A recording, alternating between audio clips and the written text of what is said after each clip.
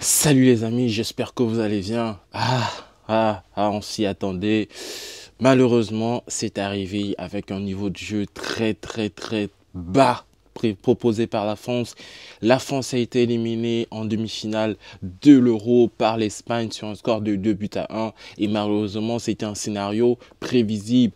On peut se dire que la France n'a pas démérité, mais on peut se dire également que la France ne s'est pas donné les moyens pour pouvoir mériter cette place en finale de l'Euro. Déjà au début du match, très bon début du match de la part de la France sur ce point-là. Rien à dire, top performance de la part des joueurs de Didier Deschamps. Mais ça ne s'est limité que sur les 15 premières minutes de jeu où par l'intermédiaire de Randal Kolo Muani, la France réussit par miracle à marquer un but dans le jeu. Et malheureusement, ils se font totalement asphyxier par la suite par les joueurs espagnols, notamment par un très beau but de Lamine Yamal. Si vous n'avez pas vu ce but, je vous conseille vivement d'aller le voir. Franchement, c'est une pépite, c'est une très belle frappe. Et par la suite, ils se font à nouveau punir par Daniel Mo.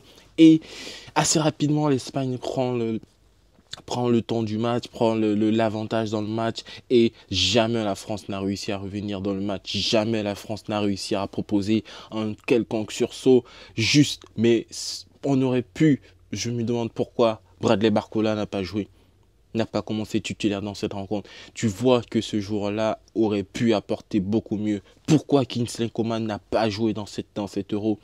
C'est des joueurs qui peut-être auraient pu apporter mieux que Ousmane Dembélé par exemple sur le côté. Ousmane Dembélé une fois de plus, très percutant, très entreprenant, mais la finition ce n'est toujours pas ça, c'est très compliqué.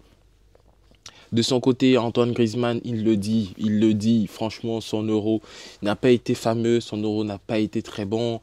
Kylian Mbappé, lui également, il le dit, son Euro est totalement raté. Pour moi, il a été totalement transparent dans cette compétition. Et c'est bien dommage, franchement, j'espère qu'il va pouvoir se reposer. J'espère qu'il va pouvoir reprendre des forces pour pouvoir reprendre sur la lancée qu'on lui connaît, sur une meilleure saison, avec plus d'impact dans le jeu, avec plus d'implication dans le jeu collectif de son équipe. Didier Deschamps de son côté, je pense que c'est la fin. Je pense que ça a été son dernier match avec l'équipe de France. Je pense qu'il ne pourra plus prétendre à la sélection, à être sélectionneur de cette équipe, tant sur un plan de jeu, sur un plan qualitatif. Son équipe manque terriblement d'appoint, son équipe manque terriblement d'engagement. Et on a un milieu de terrain, tu imagines, on était face à un milieu de terrain assez intelligent en espagnol, un milieu de terrain qui savait ce qu'il devait faire avec le ballon. Ce qui n'était pas le cas de l'équipe de France. Oui, on est des très bons récupérateurs de balles, mais après qu'est-ce qu'on en fait du ballon? C'est ça la problématique de l'équipe de France en ce moment. Et c'est ça que le nouvel entraîneur doit pouvoir résoudre. Probablement ce sera Karim Benzema, car tout le monde, Karim Benzema, ce sera Zinedine Zidane, pardon, car tout le monde pense à lui, tout le monde espère que ce sera lui. Et je pense que c'est le bon moment pour faire une passation de service en bonne et due forme.